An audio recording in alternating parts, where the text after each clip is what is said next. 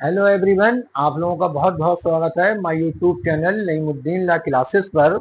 और हम लोग भारतीय न्याय संहिता 2023 पढ़ रहे हैं। और भारतीय न्याय संहिता 2023 में मैंने बताया था आपको, हम दो धाराएं पढ़ रहे हैं और लास्ट उसका ये होगा कि उन दोनों धाराओं में अंतर क्या है।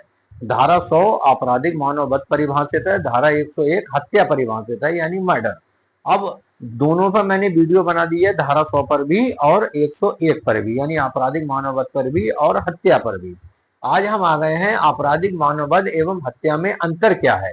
ये क्वेश्चन बहुत पूछा जाता है। तो दो तो देखिए सिंपल जो अंतर है वो हम जान सकते हैं कि आपराधिक मानववध कहाँ परिभाषित है, धारा 100 में, और हत्या कहाँ परिभाषित है, धारा 101 में। आपराधिक मानव वध के लिए दंड धारा 105 में है, इसमें अधिकतम आजीवन कारावास हो सकता है। लेकिन धारा 103 में जो हत्या के लिए दंड है उसमें अधिकतम जो कारावास है वो फांसी की सजा यानी मृत्यु दंड हो सकता है।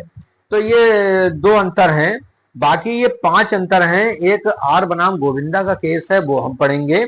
ये 5 अंतर हम देखेंगे ये किस तरह से हैं। पहले इनको देख ले रहे हैं।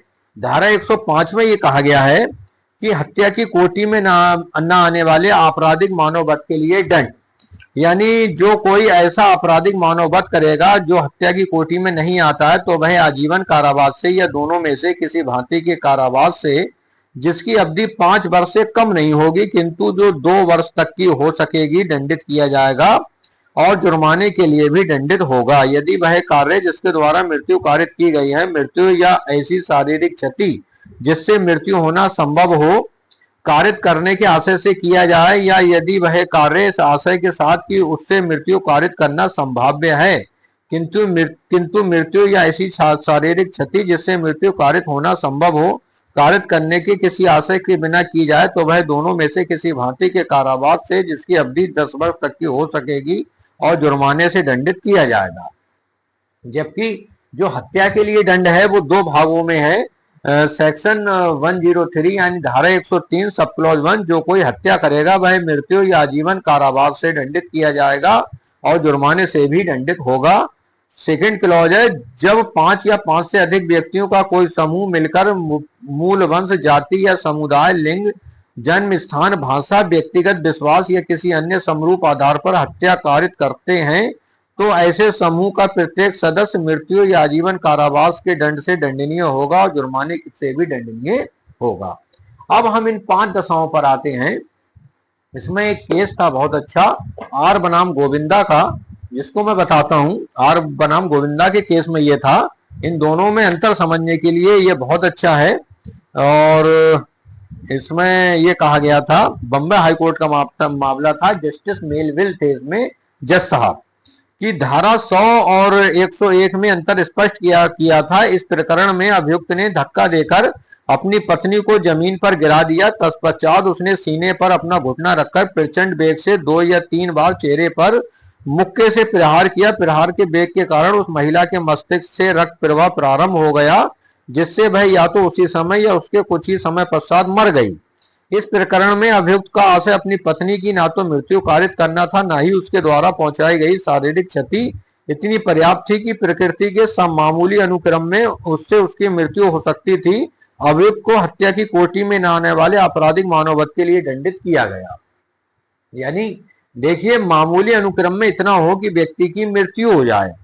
तो इसमें इसीलिए कुछ पॉइंट दिए गए हैं, मैंने बनाए हैं 1 2 3 4 5 पॉइंट है। अगर ये पॉइंट आपने समझ लीजिए तो आपराधिक मानववध और हत्या में अंतर समझ जाएंगे। पहला पॉइंट ये है कि कहा गया है कि एचमिन पश्चात आपवादिक दशाओं को छोड़कर आपराधिक मानववध हत्या है। ठीक है, यानी धारा 100 की शुरुआत के शब्द ही के साथ होती है। इसका अर्थ यह है कि यदि आपराधिक मानववध धारा 100 के अंतर्गत वर्णित किसी भी अपवाद की सीमा के अंतर्गत आता तो वह हत्या नहीं होगी। पहला अंतर तो यही है, यानी हत्या होने के लिए उसे आपवादिक दशाओं में अगर वो नहीं आए तभी हत्या नहीं है, वरना वो आपराधिक मानववध कहलाएगा। तो पहला अंतर यही है। दूसरा यह है, जब कभी अपराधी का इंटेंशन मृत्यु कारित करने का होता है तो वह सदैव हत्या का मामला होगा जब तक कि वह धारा 100 में वर्णित किसी एक अपवाद के अंतर्गत ना आता हो। यानी यहाँ पर इंटेंशन को महत्वपूर्ण माना गया है। तीसरा पॉइंट ये है, धारा 100 के खंड बी तथा धारा 101 के खंड 2 के बीच अंतर अपराधी के इस ज्ञान पर आधारित है कि जिस व्यक्ति को उपहति कारित की गई है उसकी मृत्यु होनी संभव है। अपराधी यदि यह जानता है कि या तो विशिष्ट शारीरिक संरचना के कारण या अपरिपक्व उम्र या अन्य विशिष्ट परिस्थितियों के कारण क्षतिग्रस्त व्यक्ति की किसी ऐसी उपहति से मृत्यु होने की संभावना है जिससे साधारणतया मृत्यु कारित नहीं होती, तो अपराध हत्या की कोटि में आएगा। धारा 100 के धारा 101 के दृष्टांत भी इस अंतर को स्पष्ट करता है। यह खंड वस्तुतः उन मामलों के लिए आश्रित है जिसमें मृतक की पीलिया या यकृत बढ़ा हुआ होता है और जिसे साधारण शक्ति लगाकर नष्ट किया जा सकता है। तो ये अंतर था। दूसरा तीसरा वाला जो चौथा अंतर है वो ये है कि धारा 100 के खंड बा और धारा 101 के खंड 3 की तुलना करने पर यह स्पष्ट होता है कि कारित अपराध आपराधिक मानववध होगा यदि आश्रित शारीरिक उपहति ऐसी है जिससे मृत्यु कारित होनी संभव है। यह तब हत्या होगी जब शारीरिक उपहति ऐसी होती है जो प्रकृति के मामूली अनुक्रम में मृत्यु कारित करने के लिए पर्याप्त हो। ये अंतर बहुत ही सूक्ष्म है फिर भी उल्लेखनीय है।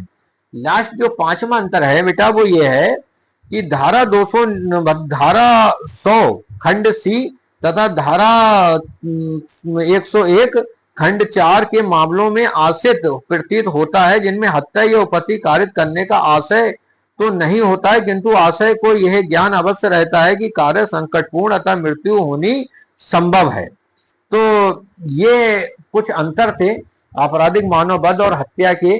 बेसिक अंतर आर बनाम गोविंदा में माना गया है कि उसका इंटेंशन क्या है। यदि उसका इंटेंशन ही मृत्यु कारित करने का है तो मृत्यु होगा, लेकिन उसका इंटेंशन जैसे साधारण मारपीट हो रही है फिर भी व्यक्ति की मृत्यु हो जा रही है तो वो होगा आपराधिक मानववध।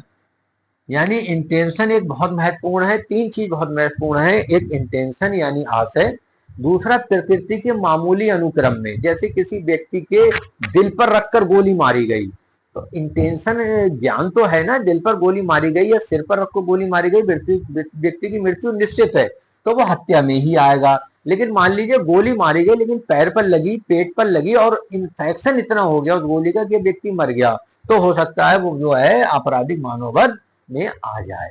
तो ये इस तरह से आप उसको लगा सकते हैं। और तीसरा वही था प्रकृति का मामूली अनुक्रम, कि मामूली अनुक्रम में पर्याप्त है और चोट इतनी की मृत्यु कारित करने के लिए तो हत्या है, और पर्याप्त नहीं है फिर भी व्यक्ति की मृत्यु हो जा रही है तो आपराधिक मानववध है।